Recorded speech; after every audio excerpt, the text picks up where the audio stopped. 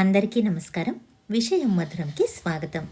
ఈరోజు బ్రహ్మదత్తుడు తన పెద్ద కొడుకైన సర్వసేనకు అధికారం ఇవ్వకుండా చిన్న కొడుకైన విశ్వక్సేనుడికి ఎందుకిచ్చాడో తెలుసుకుందాం.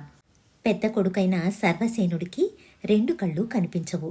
అందుకే బ్రహ్మదత్తుడు విశ్వక్సేనుణ్ణి రాజుగా ప్రకటించి రాజ్యాన్ని అప్పగిస్తాడు.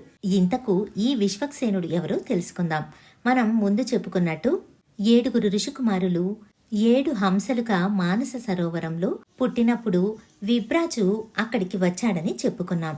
విభ్రాజు వైభోగాన్ని చూసిన అందులోని చివరి హంస వచ్చే జన్మలో తాను ఈ రాజు వంశంలో పుట్టాలని కోరుకుంటుంది. హంస కోరుకున్నట్టుగానే మరుజన్మలో చంద్రవంశంలో అణు మహారాజు కొడుకుగా బ్రహ్మదత్తుడుగా ఆ చంద్రవంశంలోనే పుడతాడు. అదేవిధంగా అక్కడికి వచ్చిన విభ్రాజు కూడా మరుజన్మలో తాను ఈ హంసలలో ఒకదానికి కొడుకుగా పుట్టాలని కోరుకుంటాడు. అలా కోరుకున్న విభ్రాజు ఈ జన్మలో బ్రహ్మదత్తుడికి కొడుకుగా పుడతాడు. అతడే విశ్వక్సేనుడు. ఆ విశ్వక్సేనుణ్ణే బ్రహ్మదత్తుడు రాజుగా ప్రకటించి రాజ్యాన్ని అప్పగించి తను మోక్షాన్ని సంపాదించుకోవడానికి అడవులకు బయలుదేరుతాడు. సర్వసేనుడికి కళ్ళెందుకు పోయాయో తెలిపే ఈ కథ చాలా బాధాకరంగా ఉంటుంది. అదేంటో చూద్దాం. బ్రహ్మదత్తుడి వద్ద ఒక పక్షి ఉండేది. ఆ పక్షి ప్రతిరోజు బయటకు వెళ్ళి ఊరిలో అక్కడక్కడ కాసేపు ఆగి అక్కడి విశేషాలన్నీ తెలుసుకుని బ్రహ్మదత్తుడికి వచ్చి చెప్పేది. అలా బ్రహ్మదత్తుడికి ఆ పక్షికి మంచి స్నేహం కుదిరింది. ఇలా కొన్నాళ్లు గడిచాక ఆ పక్షికి ఒక పక్షి పుడుతుంది. అదే సమయంలో బ్రహ్మదత్తుడికి కూడా ఒక కొడుకు పుడతాడు. ఆ పిల్లవాడే సర్వసేనుడు. ఈ పక్షి ప్రతిరోజు బయటికి వెళ్ళి సాయంకాలానికి 2 మంచి తీయటి పళ్లను తెచ్చేది. అందులో ఒకటి తన పిల్ల పక్షికి ఇవ్వగా రెండవది బ్రహ్మదత్తుడి కొడుకైన సర్వసేనుడికి ఇచ్చేది. ఒకరోజు పక్షి ఎప్పటిలాగే పళ్ళు తేవడానికి బయటకు వెళుతుంది. ఆ సమయంలో సర్వసేనుడు ఏడవడం ప్రారంభించాడు. దాసి ఆ పిల్లవాణ్ణి ఎంత ఓదార్చినా ఆ పిల్లవాడు మొండి పట్టుపట్టి ఏడుస్తూనే ఉన్నాడు.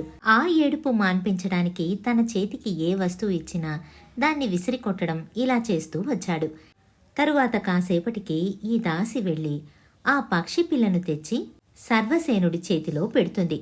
కోపంతో మొండి పట్టుతో ఉన్న ఆ పసిపిల్లవాడైన సర్వసేనుడు తన చేతిలోని పక్షి పిల్లని గట్టిగా నలిపి చంపేస్తాడు.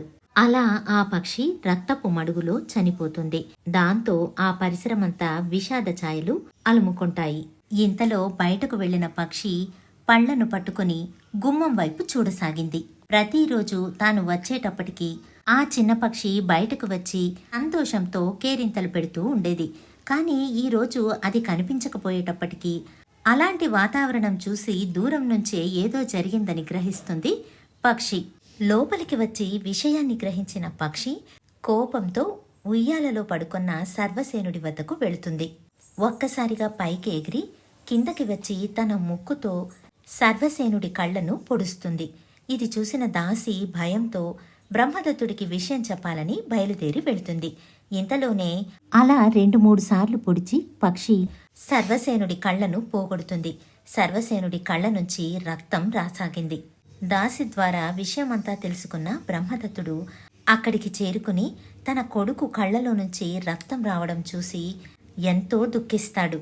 ఇంతలో అక్కడి నుంచి వెళ్లబోతున్న పక్షిని ఆపుతాడు. అతడు పక్షితో, నా కొడుకు కళ్ళు ఎలాగూ పోయాయి, ఇలాంటి బాధలో నీ వంటి స్నేహితుణ్ణి కూడా పోగొట్టుకోలేను, కాబట్టి నువ్వు నాతోనే ఉండు అని చెబుతాడు. ఇంకా నా కొడుకు నీ పిల్లను చంపినందువల్ల నువ్వు ఆ కోపంలో ఈ పని చేశావని నేను అర్థం చేసుకోగలను. ఎవరున్నా ఇలాగే చేస్తారు. కాబట్టి నాకు నీ పైన ఎటువంటి కోపము లేదు.